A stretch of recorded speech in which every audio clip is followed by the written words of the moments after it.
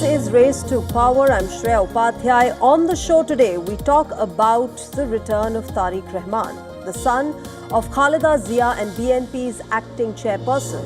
After 17 long years, the man who is being touted as the next Prime Minister of Bangladesh finds himself shaping the present and the future of his country.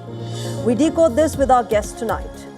We also talk about the Caribbean, where it seems conservative political forces are continuing to rise. And the latest to join the list is Honduras. Donald Trump-backed Nasri Afsura is all set to become the country's next president. More on this later in the show. First, let's talk about Bangladesh. An old familiar face has returned to Bangladesh's political playground. Tarique Rahman, the acting chairperson of Bangladesh Nationalist Party, or the BNP, and son of former Prime Minister Khalida Zia, has ended his 17-year-long exile.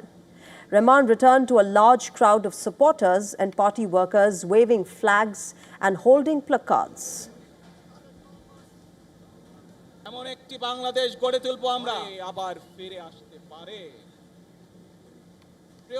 Now, shortly after stepping onto his country's soil, the Prime Ministerial hopeful addressed a rally, his first speech in 17 years in Bangladesh, where Tarique Rahman said that he had a plan for Bangladesh. I have a dream. This is our time to build our country. We'll build a Bangladesh that a mother dreams of, where everyone is safe. We are seeking peace, not violence. I have a plan. I have a plan for the people of my country. I have a plan. Now, Rahman's return has triggered a wave of joy and hope for the BNP, a party which stood as the main opposition to Sheikh Hasina's 15-year reign before she fled Bangladesh in August last year. The shift in energy was palpable among many supporters. Take a listen. It's hard to put into words how we feel. Today is a moment of immense joy for us. It feels like we are celebrating an Eid. We pray that the Almighty grants him a long life, and we hope he can build a new Bangladesh just as he has dreamed. It's impossible to put into words the feeling of seeing him in person after a long 17 years. We are overwhelmed with emotion. Our activists are also deeply moved. You can see everyone has come out to the field with placards, banners and caps. Known in Bangladesh as Tarique Zia, he carries a political name that has defined his life. He was born in 1967. Tarique Rahman's father, Zia Rahman, was an army commander. He was assassinated when his son was just 15 years old. The younger Rahman grew up in his mother's political orbit, as Zia went on to become the country's first female prime minister, alternating her terms in power with Sheikh Hasina. Tarique Rahman was arrested on corruption charges in 2007 and claimed that he was tortured in custody. Freed later that year, he flew to London in 2008 for medical treatment and has returned only now.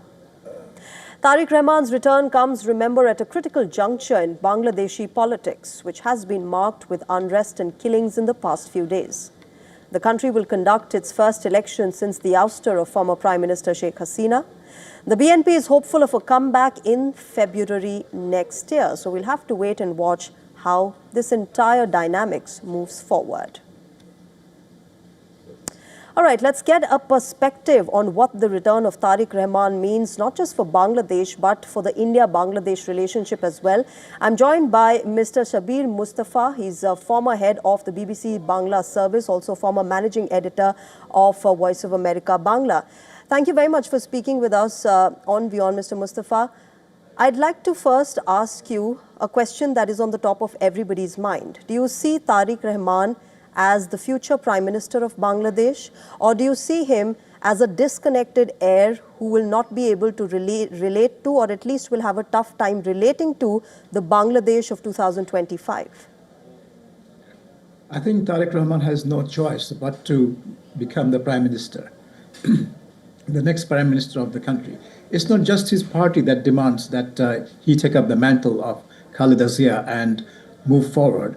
But since what's happened in the last year and a half, where we have seen a lot of extremist groups have emerged from the shadows and dominating the streets and dominating the political scene, a lot of people, in the absence of the Awami League, they're looking at BNP and particularly the leadership of Tarique Rahman to balance that threat from the Islamist right.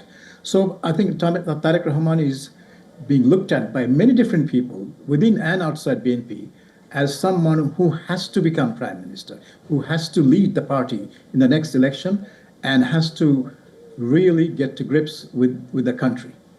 But Mr. Mustafa, of course, he inherits a plethora of challenges, but the first and foremost political challenge is coming in from Jamaat and the NCP or the Inqilab Manch, who are not very secular by nature. One claims that they are secular, but they've, of course, not minced words as far as their take on secularism is concerned. But nevertheless, he faces that political challenge from them, and therefore, how do you think BNP will be able to navigate its way through to victory with this? Well, the Jamaat-e-Islami is actually building an alliance with other smaller Islamist parties. Yeah. And rumor has it that the NCP may also be joining Jamaat in that alliance because the NCP is in a very difficult situation and they know they can't win any seat on their own. So they're looking for a major party to piggyback on. So Jamaat is going to present a major challenge for Tarique Rahman, but see, today's event in Dhaka, the way BNP organized this massive show of strength or popular support, this was a message to Jamaat that we have the support, we have the strength to take them on in the election. Now, all the opinion polls that we have seen in Bangladesh in recent weeks and months show that the BNP has a fairly healthy lead over Jamaat. And the feeling in Bangladesh has always been that Jamaat can never win enough seats to take power. But BNP can. BNP can even grab 2/3 of the seats. They have that kind of presence in all the 300 constituencies. So I think that Tarique Rahman has the organization, the party strength, and the popular support, and the momentum. Now that he's returned to the country, he now generates a momentum of his own.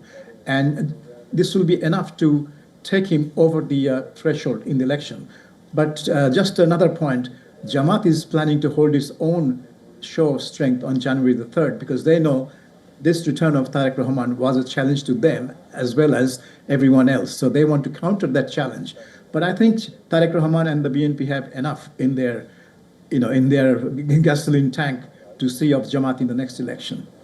And do you therefore think, Mr. Mustafa, BNP's victory and the expected victory, and like you're saying, that there is no choice but for them to win the upcoming elections, will make citizens of Bangladesh forget the kind of checkered past that it has been accused of?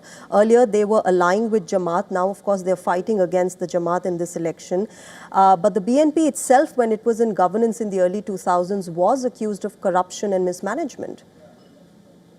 Absolutely. I think this is one of the gray areas of what Tarique Rahman has to face in the next couple of months. First, that his past record, particularly during 2001 and 2006, when the country was absolutely devastated by corruption on the one hand, and also sectarian and terror violence on the other. You may remember in 2004, Sheikh Hasina herself was the target of an assassination attempt in which 24 people died. So these questions are going to come back to haunt Tarique Rahman in the weeks ahead. And his alliance with Jamaat, well, this is already a subject that has been discussed, but not enough. And I think that when the election campaign starts, BNP leaders will have to face these questions and answer these questions. But at the end of the day, when people are going to vote, I don't know how many people will turn up to vote, but the election people are hoping that the turnout would be in excess of 60%, but we'll have to wait and see. But those who turn up to vote, they will have to decide what kind of a Bangladesh they want. And those who want an Islamic republic will vote for Jamaat alliance without any question. But the majority have never in Bangladesh have voted for Jamaat or any extremist religious party. So I think the majority will still vote for BNP despite misgivings about Tarique Rahman's past. They'll give him a second chance. Okay. If I can say that. Mr. Mustafa, interestingly, it's not just the Bangladeshis who have to think about what kind of Bangladesh they want. Here in India, the next logical question that people are asking is, when the next government comes in, what sort of a relationship will it share with India? Because currently we are seeing a strained relationship. How will the BNP navigate their way through the pressure from Jamaat coming in against India and the kind of minority killings that we are seeing in the country?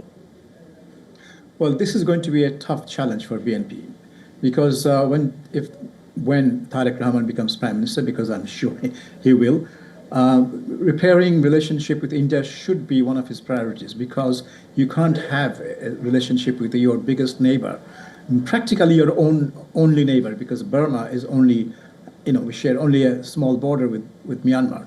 So practically the only neighbor and such a big neighbor with so much at stake in relationship with that neighbor that you cannot just let things drift the way Muhammad Yunus has allowed things to drift until it's become almost a broken relationship.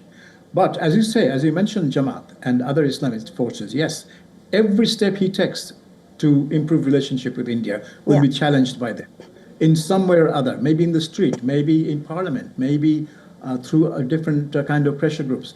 But he will face challenge. So he will need all his guile, and he will need very good advisors around him to guide him through this. And he'll also need the help of India. India will also have to help him by not giving the impression that they are kind of browbeating him into coming back to a good relationship. So India will have a lot of, a big role to play in bringing Bangladesh back into a proper friendly relationship. But it's not going to be easy. It's going to be very tough indeed. Well, yes, India has always been a good, helpful friend to Bangladesh. And I see a Christmas tree behind you, Mr. Mustafa. I hope Bangladesh sees the kind of prosperity that Christmas brings with it. We'll leave it there. Thank you very much. Let's wait and watch how this moves forward. Thank you very much for joining us. Thank you. All right, shifting our focus, viewers, to the United States of America now. Thousands of Jeffrey Epstein files are out, and there are 1 million more coming. The U.S. Justice Department says it has uncovered more documents potentially related to the late convicted sex offender. The documents are under review for public release. In a statement, the Department of Justice said that it had received the new cache of over 1 million more documents from the Southern District of New York and the FBI. However, the documents will not be released instantly as they will be redacted to protect the victims. Democrats have once again hit out at the Justice Department. In a post on social media platform X, Senate Minority Leader Chuck Schumer cited the discovery of the new documents to allege a massive cover-up by the Trump administration. In fact, Schumer called on the Justice Department to release all the Epstein files without delay. Ro Khanna, the Democratic representative from California, also slammed the Justice Department. On X, Ro Khanna questioned the timing of the discovery of new documents and urged the DOJ to release all files immediately. Now remember, under the Epstein Files Transparency Act, the U.S. Justice Department was supposed to release all Epstein files by the 19th of December. However, the department has only released files in 2 batches so far. The DOJ has blamed the delay on the need to redact the identities of thousands of Epstein's victims. However, the Democrats have called the partial release a violation of the law and have threatened to sue the Department of Justice for contempt. So far, the Justice Department has released the Epstein files in 2 tranches. The first involved 13,000 files, and another, including 11,000, was released in the second tranche. But much of the disclosed material is heavily redacted.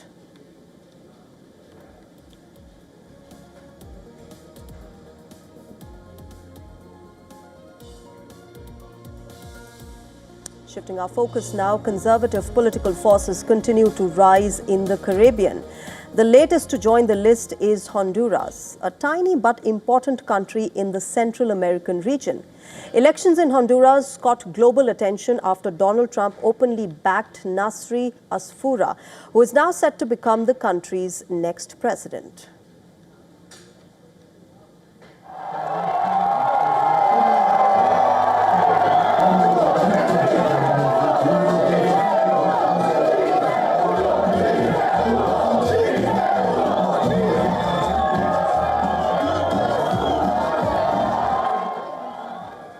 As soon as the results were announced, National Party headquarters erupted in cheers. In his first address after the results, Nasri Asfoura said it is time for reconciliation, unity and peace.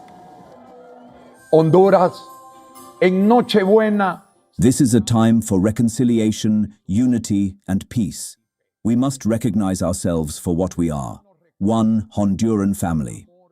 Today, with deep gratitude and honored to be able to serve in this way, I extend my hand so we may walk together with firm determination to work tirelessly for Honduras. I will not fail you. God bless you, and may God bless the bountiful land where I was born. Una sola familia hondureña. The results of these elections are putting Honduras on the course of another political showdown. Opposition candidate Salvador Nasrallah has refused to accept the results. He alleges fraud and he's vowed to continue the fight.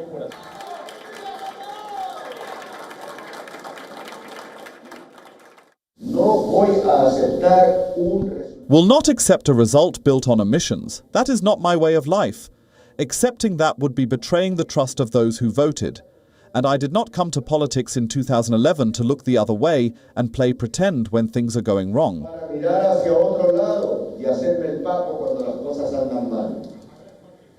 The margin of victory shows the fight was tough and both candidates of Palestinian descent carry significant support base.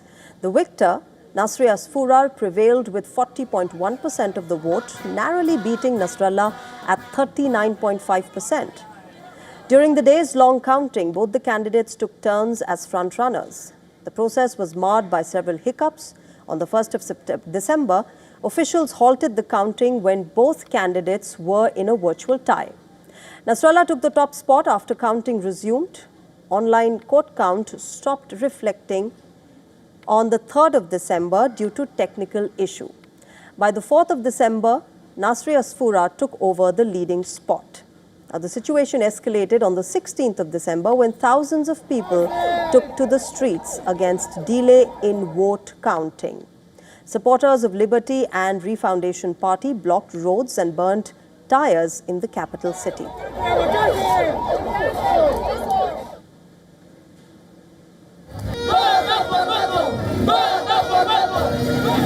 Buenas noches. The stage, meanwhile, seems to be set for further political confrontation in Honduras as leftist party is making accusations of interference and centrist runner-up candidate Salvador Nasrallah is refusing to accept the current results.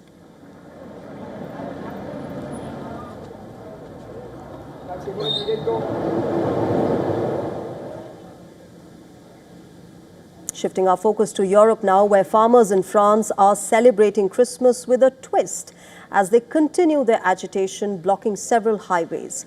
The farmers are out in the streets against mass cow culling, and they remain steadfast in the time of festivities as well.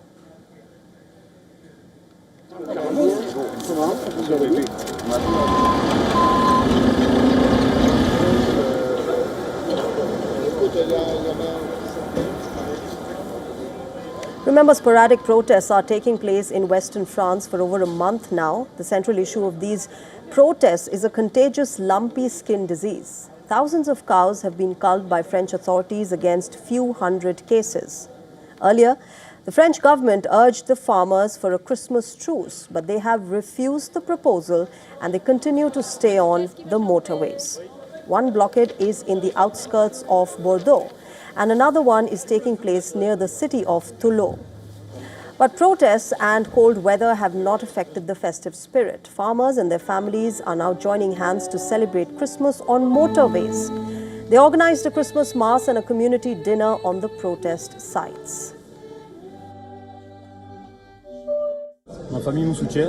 My family supports me. My partner is also here with me. She knew about my ambitions and my point of view, so she let me come here tonight. That was very important. Since the start of the lumpy outbreak, authorities are trying to contain the virus based on 3 pillars: systemic culling of an entire herd as soon as a case is detected, vaccination and movement restrictions. Farmers are, remember, angry over the strategy of slaughtering entire herds at the slightest detected case. 28-20.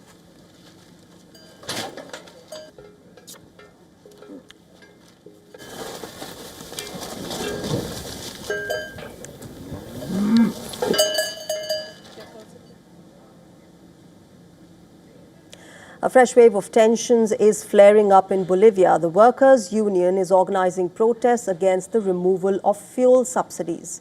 In the latest flashpoint, protesters carried out a march in the capital, La Paz. Thousands of workers marched down the streets of the Bolivian capital as they were heading towards a high-security zone where Presidential Palace and the Congress is located. They were met with tear gas and road blockades.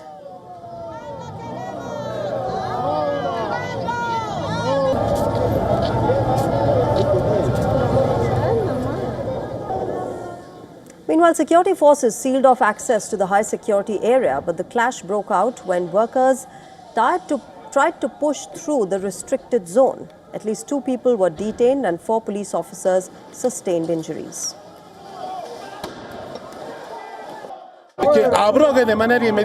Immediately repeal this neoliberal decree, which only benefits millionaires, business owners, and agro-industrialists.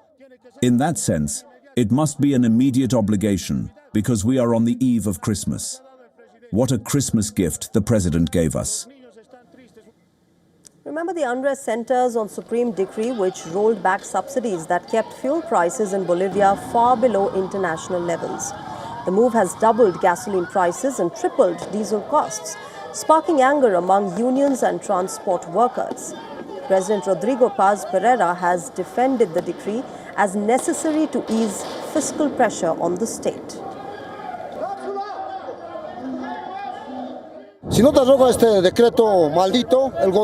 If this cursed decree is not repealed, the government must go home. It must resign. We are asking, as social organizations and as the departments of La Paz, we are already blocking the road to Oruro City, the road to Copacabana City, the road to the Yungas, and the road to Desaguadero.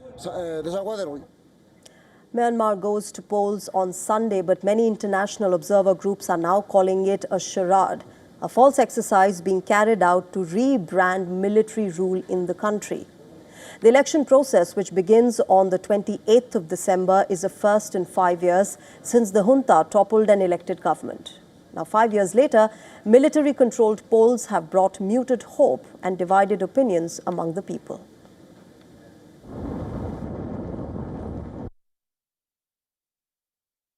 There were plenty of goods and expenses that were manageable for residents. After they entered, goods were strictly controlled and people faced many obstacles. I am interested in this election because I think only this election can change our situation. It can change to a new era. I am interested and I'm going to vote. Now, the upcoming election is going to be a month-long affair. Myanmar's ruling junta has touted this electoral process as a return to democracy. Ironically, the military administration has threatened crackdown and a 10-year prison sentence for those critical of the polls.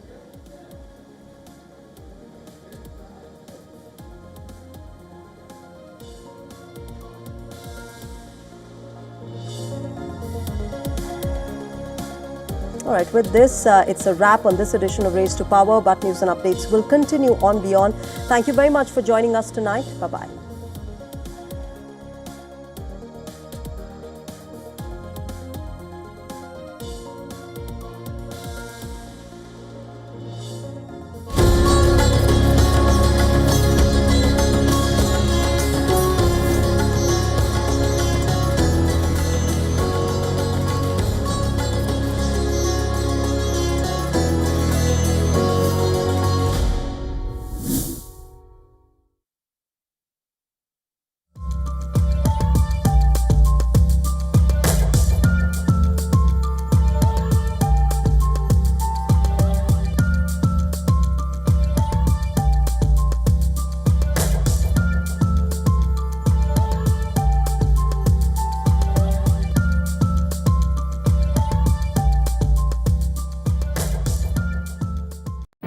Rashtriya Swayamsevak Sangh.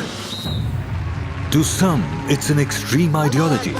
To others, it's the very soul of India. To some, it's rebellion. To others, it's a principle of nation building. Coming soon to challenge perceptions in RSS Centenary Year, Kesariya at 100.